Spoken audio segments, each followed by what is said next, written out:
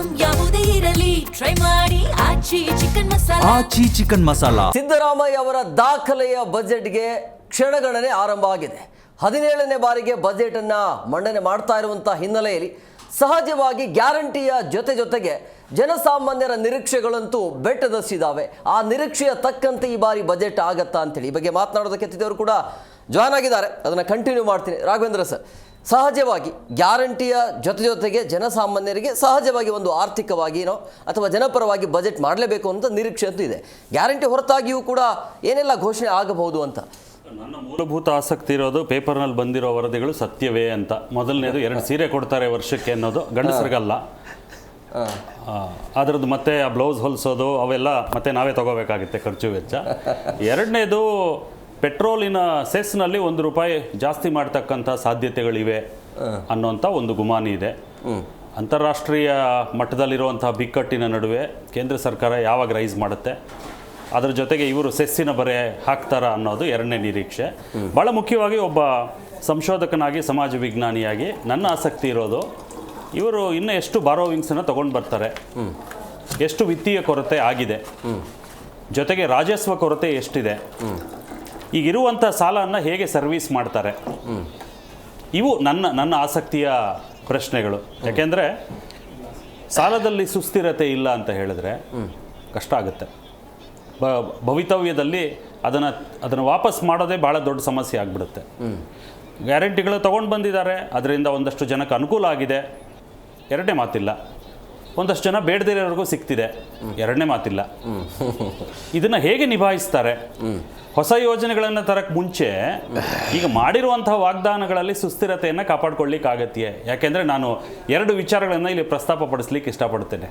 ಸಾವಿನ ಮನೆಯ ಒಂದು ವಿಷಾದ, ವೈರಾಗ್ಯ, ಸ್ಮಶಾನ ವೈರಾಗ್ಯ ಅಂತ ಕರಿತೀವಿ. ಸ್ಮಶಾನದ ವೈರಾಗ್ಯ ಮತ್ತು ವೇದಿಕೆಯ ಘೋಷಣೆ ಎರಡನ್ನೂ ನಂಬಾರ್ದು ಅನ್ನೋದು ಜೀವನ ನನಗೆ ಕಲಿಸಿರುವಂಥ ಪಾಠ. ಹಾಗಾಗಿ ಘೋಷಣೆಗಳು ಕೇವಲ ಘೋಷಣೆಗಳಾಗಿದ್ದರೆ, ಘೋಷಣೆಗೆ ಬೇಕಾದಂತಹ ಪೋಷಣೆಗಳನ್ನು ಕೊಡದೇ ಇದ್ದರೆ ಅದು ಶೋಷಣೆಗೆ ದಾರಿ ಮಾಡುತ್ತೆ ಅನ್ನೋದು ನನ್ನ ಮಾತು. ಹೇಮಂತ್ ಸರ್, ಈಗ ಗ್ಯಾರಂಟಿಯ ಜೊತೆಗೆ ಮತ್ತೆ ಸರ್ ಹೇಳಿದಂಗೆ ಸೀರೆ ಕೊಡಬೇಕು ಅನ್ನೋಂಥ ಲೆಕ್ಕಾಚಾರ ಇದೆ ಅಂತೆ. ಮೊದಲೇ ಆರ್ಥಿಕ ಹೊರೆ, ತಲೆ ಮೇಲೆ ಸಾಲ ಬೇರೆ ಇದೆ, ಅದರ ಮತ್ತೆ ಫ್ರೀಯಾಗಿ ಘೋಷಣೆ ಮಾಡುವಂಥದ್ದು. ಅಂದರೆ ರಾಜ್ಯ ಸರ್ಕಾರ ಏನು ತಲೆಯಲ್ಲಿ ಇಟ್ಕೊಂಡು ಈ ರೀತಿಯಾಗಿ ಪ್ಲಾನ್ ಮಾಡ್ತಾರೆ ಅಂಥೇಳಿ? ಸರ್, ಒಂದೇ ಪ್ರಶ್ನೆ. ಯಾವುದೇ ಒಂದು ಪಾಲಿಸಿ ಅಥವಾ ಒಂದು ಘೋಷಣೆಗಳು, ಅನುದಾನಗಳು ಕೊಡ್ತಾರೆ ಅಂದರೆ ಅವರು ಪ್ರೀವಿಯಸ್ ಆಗಿ ರಿಸರ್ಚ್ ಮಾಡಿರಬೇಕು. ಇವಾಗ ಈ ರಿಸರ್ಚ್ನಲ್ಲಿ ಏನು ಮಾಡಿದ್ದಾರೆ? 2 ಸೀರೆ ನಾನು ಎಕ್ಸ್ಟ್ರಾ ಕೊಡ್ತೀನಿ ಅಂತ ಕೇಳಿದರೆ, ಆ ಕಾಲದಲ್ಲಿ ಇಂದಿರಾ ಗಾಂಧಿ ಕಾಲದಲ್ಲಿ ಅಥವಾ ಇಂಡಿಪೆಂಡೆನ್ಸ್ ಆದಾಗ ನಮ್ಮ ಹತ್ರ ಟೆಕ್ಸ್ಟೈಲ್ ಫ್ಯಾಕ್ಟ್ರಿಗಳಿರಲಿಲ್ಲ, ನಮ್ಮನ್ನು ನಾವೇ ವೀವ್ ಮಾಡ್ಕೊಳ್ಳಿ ಅಂತ ಇದು ನಮ್ಮ ಮಹಾತ್ಮ ಗಾಂಧಿಯವರು ಹೇಳಿದರು. ಇಂದಿರಾ ಗಾಂಧಿಯವರು ನಾವು ನಿಮಗೆ ಕೊಡ್ತೀವಿ ಎಂದಿದ್ದು ಆಗಿನ ಕಾಲದ ಅವಶ್ಯಕತೆ ಇತ್ತು. ಈಗ ಜನರ ಹತ್ರ ಅವ್ರ ಬೀರೂನಲ್ಲಿ ಬಿದ್ದೋಗುವಷ್ಟು ಸೀರೆಗಳಿದೆ, ಯಾರಿಗೆ ಕೊಡಬೇಕು? ಇನ್ನೊಂದು, ಜನ ನಮ್ಮನ್ನು ₹2,000 ಕೊಡ್ತಾರೆ, ಹೊಟ್ಟೆ ತುಂಬುದವ್ರಿಗೂ ₹2,000 ಕೊಡ್ತೀನಿ ಅಂತ ಇದ್ದಾರೆ, ಬಡವರಿಗೂ ₹2,000 ಕೊಡ್ತೀನಿ ಅಂತ. 5 ರಿಂದ 6 ತಿಂಗಳು ಬರಬೇಕು ಸರ್, ನಾವು ಬಂದೇ ಇಲ್ಲ ದುಡ್ಡು. ಅಲ್ಲ, ಅದನ್ನೇ ನಾನು ಹೇಳಿದ್ದು. 46% ಪ್ರೀವಿಯಸ್ ಬಜೆಟ್ನಲ್ಲಿ ಕ್ಯಾಪಿಟಲ್ ಇನ್ವೆಸ್ಟ್ಮೆಂಟಿಗೆ ಕೊಟ್ಟಿದ್ದು 16.6% ಅಷ್ಟು ಅಲೊಕೇಶನ್ನು. ಆ 16.6%ಅಲ್ಲಿ ಕೇವಲ 8% ಅಷ್ಟು ಮಾತ್ರ ಡೆವಲಪ್ಮೆಂಟ್ಗೆ ಖರ್ಚು ಮಾಡಿದ್ದಾರೆ, ಕ್ಯಾಪಿಟಲ್ ಎಕ್ಸ್ಪೆಂಡಿಚರ್ಗೆ. ಇದರ ಅರ್ಥ ಏನು? ಒಂದು ವರ್ಲ್ಡ್ ಸ್ಟ್ಯಾಂಡರ್ಡ್ ಏನಿದೆ ಅಂದರೆ 25 ರಿಂದ 30% ಅಷ್ಟು ನಾವು ದುಡ್ಡನ್ನು ಕ್ಯಾಪಿಟಲ್ ಎಕ್ಸ್ಪೆಂಡಿಚರ್ ಮಾಡಿ, ಬಂಡವಾಳ ಲಾಂಗ್ ಟರ್ಮ್ಗೆ ಹಾಕಿದರೆ ಮಾತ್ರ ಒಂದು ದೇಶ ಸುಭಿಕ್ಷವಾಗಿರುತ್ತೆ ಅಂತ. ನಾವು ಕೇವಲ 8% ಹಾಕ್ಬಿಟ್ಟು ನಮ್ಮ ದೇಶನ, ನಮ್ಮ ರಾಜ್ಯನ ಬೆಳೆಸ್ತೀವಿ ಅಂತಿದ್ದೀವಲ್ಲ, ಇದು ನಮ್ಮ ಕಡೆಯಿಂದ ಕರೆಕ್ಟಾ? ಇದ್ರ ಮೇಲೆ ಸರ್ ಹೇಳಿದಾಗ ನನಗೂ ಇವಾಗ ಕುತೂಹಲ ಶುರುವಾಗಿದೆ. ಸೀರೆ ಅಂದಿದ ತಕ್ಷಣ ಭಯ ಆಗುತ್ತೆ ನನಗೂ ಕೂಡ. ಸೀರೆ ಕೊಡ್ತಾರಂತೆ, ಇದ್ರ ಮೇಲೆ ಎಣ್ಣೆ ಕೊಡ್ತೀವಿ, ಸಕ್ಕರೆ ಕೊಡ್ತೀವಿ, ತುಪ್ಪ ಕೊಡ್ತೀವಿ, ಎಣ್ಣೆ ಎಲ್ಲ ಸೇರಿಸಿ ಇಂದಿರಾ ಕಿಟ್. ಈಗ ಕೊಡೋದು ತಪ್ಪಲ್ಲ ಸರ್. ಪಾಯಿಂಟ್ ಇಸ್ ದಿಸ್, ಇದಕ್ಕೆಲ್ಲದಕ್ಕೂ ಮಾಡೋದಕ್ಕೆ ನಿನ್ನ ಮೂಲ ಧ್ಯೇಯ ಏನು? ಏನೇ ಒಂದು ಅನುದಾನ ಕೊಟ್ಟರೆ ಅದಕ್ಕೆ ಒಂದು ಔಟ್ಕಮ್ ಇರಬೇಕು. ಇದು ಕೊಡ್ತಾ ಇರೋ ಎಷ್ಟೊಂದು ಅನುದಾನಗಳಿಗೆ ಶಾಶ್ವತ, where is the end point? ಈಗ ನಾವು ಕೊಟ್ಬಿಟ್ರು, ಮಾತಂತೂ ಕೊಟ್ಬಿಟ್ವಿ, ಎಲ್ಲಿಗೆ? ನಮ್ಮ ಬಸ್ನಲ್ಲೂ ಎಲ್ಲರಿಗೂ ಫ್ರೀ. ಎಲ್ಲರಿಗೂ ಯಾಕೆ ಕೊಡಬೇಕು? ಸೆಕೆಂಡ್, ಎಲ್ಲರಿಗೂ ₹2,000 ಕೊಡ್ತೀವಿ, ಎಲ್ಲರಿಗೂ ಯಾಕೆ ಕೊಡಬೇಕು? ಎಲ್ಲರಿಗೂ ನಾವು ಏನಪ್ಪ ಎಲೆಕ್ಟ್ರಿಸಿಟಿ ಫ್ರೀ ಕೊಡ್ತೀವಿ, ಯಾತಕ್ಕೆ ಕೊಡಬೇಕು? ಈಗ ಅದನ್ನು ಪರಿಷ್ಕರಣೆ ಮಾಡೋಕ್ಕಂತೂ ಆಗಲ್ಲಲ್ಲ. ಈಗ ಯಾಕಾಗಲ್ಲ ಸರ್? ಸರ್ಕಾರದ ಇದು ನಾನು ಅವಾಗಲೇ ನಿಮ್ಮ ಬರೋದಕ್ಕಿಂತ ಹಿಂದೆ ಸರ್ಗೆ ಹೇಳ್ತಿದ್ದೆ, ಒಂದು ಸರ್ಕಾರದ ಪೊಸಿಷನಿಗೆ ಬರೋದಕ್ಕೆ ರಾಜಕೀಯ ಮಾಡಬೇಕು, ಒಪ್ಕೊಳ್ತೀನಿ. ಆದರೆ ಒಂದು ಸರ್ಕಾರದಲ್ಲಿ ಕೂತ್ಕೊಂಡಾಗ ರಾಜಧರ್ಮ ಪಾಲನೆ ಮಾಡಬೇಕು. ಆವಾಗ ಎಲ್ಲರೂ ನಿಮಗೆ ಒಂದೇನೆ. ರಾಜ್ಯ ಸುಭಿಕ್ಷವಾಗಿರೋದಕ್ಕೆ ನೋಡಬೇಕೆ ಹೊರತು, ಹೌದು ಈ ಸರ್ಕಾರ ಮಾಡಬೇಕಾಗಿರೋದು 3 ಮಾತು, ಹೌದು ತಪ್ಪಾಗಿದೆ, ಇಷ್ಟು ಜನಕ್ಕೆ ಕೊಡೋಕ್ಕಾಗ್ತಿಲ್ಲ, ಯಾರ ಹತ್ರ ದುಡ್ಡು ಇದೆ ಅವ್ರಿಗೆ ನಾನು ಕೊಡಲ್ಲ, ಈ ಕಂಡೀಷನ್ಸ್ ಹಾಕ್ತೀನಿ. ನನ್ನ ಅಭಿಪ್ರಾಯದಿಂದ ಕಂಡೀಷನ್ಸ್ ಬರಬಹುದು ಅನ್ನೋದು ನನ್ನ ಅಭಿಪ್ರಾಯ. They may put restrictions to this. ಆ ದುಡ್ಡುಗಳು ಉಳಿದಿದ್ದನ್ನು ತಗೊಂಡು ಈ ಕಿಟ್ಟಕ್ಕೆ ಕೊಡಲಿ, ಆ ದುಡ್ಡನ್ನು ಕೊಟ್ಟು, ಆ ಸೀರೆ ಏನು ದೊಡ್ಡದಲ್ಲ, ಸೀರೆ ಏನಾದ್ರು ಕೊಟ್ಕೊಳ್ಳಿ. ಅರ್ಥ ಆಗ್ತಾ ಇದೆಯಾ? ಅದು ಮಾಡೋದು ಬಿಟ್ಟು ಜೋಬಿಂದ ಈಗಾಗಲೇ ದುಡ್ಡು ಹೋಗ್ತಾ ಇದೆ, ಸಾಲ ತುಪ್ಪ, ಅದನ್ನೇ ನಾನು ಹೇಳಿದೆ, ಸಾಲ ಮಾಡಿ ಮಾಡಿ ತುಪ್ಪ ತಿಂದ್ಬಿಟ್ಟಿದ್ದೀವಿ. ಇನ್ನು ಸಾಲ ಮಾಡಿದ್ರೂ ಕೂಡ ತುಪ್ಪ ತಿನ್ನೋಕ್ಕಾಗಲ್ಲ, ಆ ಪರಿಸ್ಥಿತಿಗೆ ಬಂದಿದ್ದೀವಿ. ಈಗಾಗಲೇ ತಿರುಗಿ ನಾವೊಂದು 75ರಿಂದ 1 ಲಕ್ಷ ಕೋಟಿ ಸಾಲ ಮಾಡಬೇಕು ಅಂತಿದ್ದೀವಿ. ಈಗಾಗಲೇ 3 ಲಕ್ಷ ಕೋಟಿ ಮಾಡಿದ್ದೀವಿ. ಇನ್ನೂ 1 ಲಕ್ಷ ಕೋಟಿ ಈ ವರ್ಷ, ನೆಕ್ಸ್ಟ್ ವರ್ಷ ಇನ್ನೊಂದು 1 ಲಕ್ಷ ಕೋಟಿ ಅಂದರೆ 5 ಲಕ್ಷ ಕೋಟಿ. ಸರ್, 5 ಲಕ್ಷ ಕೋಟಿ ಏನಾದ್ರು ನಮ್ಮ ರಾಜ್ಯದ ಮೇಲೆ ಶಾಶ್ವತವಾದ ಪರಿಹಾರಗಳಿಗೆ ಹುಡುಕಿದ್ದಿದ್ರೆ ಹಲವಾರು ಕ್ಯಾಪಿಟಲ್ ಎಕ್ಸ್ಪೆಂಡಿಚರ್ಸ್ ಆಗಿ ನಮ್ಮ ಸ್ಟೇಟು ಡೆವಲಪ್ಮೆಂಟ್ ಹಾದಿಗೆ ಬಂದುಬಿಟ್ಟಿರೋದು. But what are we doing? ಜನರ ಪಾಕೆಟ್ಗೆ ದುಡ್ಡು ಹಾಕ್ತಿದ್ದೀನಿ, ಖರ್ಚು ಮಾಡಿಸ್ತಿದ್ದೀನಿ.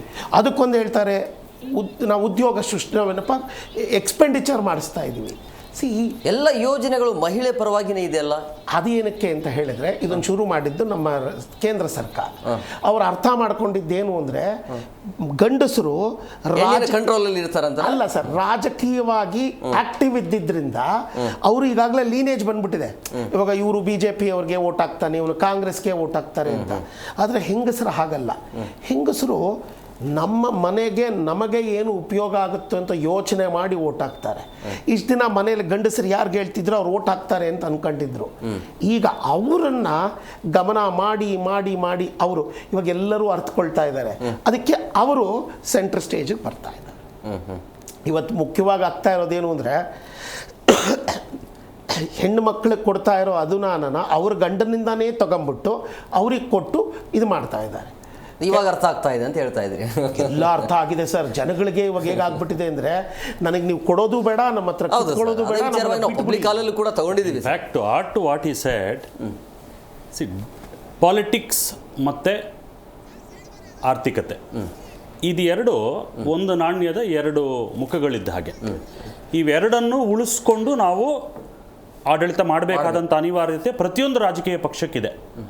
ಬಟ್ ವರ್ಲ್ಡ್ ಓವರು ಎಲ್ಲರೂ ಒಪ್ಕೊಂಡಿರುವಂತಹ ಜನಜನಿತವಾದಂತಹ ಸತ್ಯ ಏನು ಅಂತ ಹೇಳಿದ್ರೆ, good politics is always bad economics and good economics is always bad politics. Correct.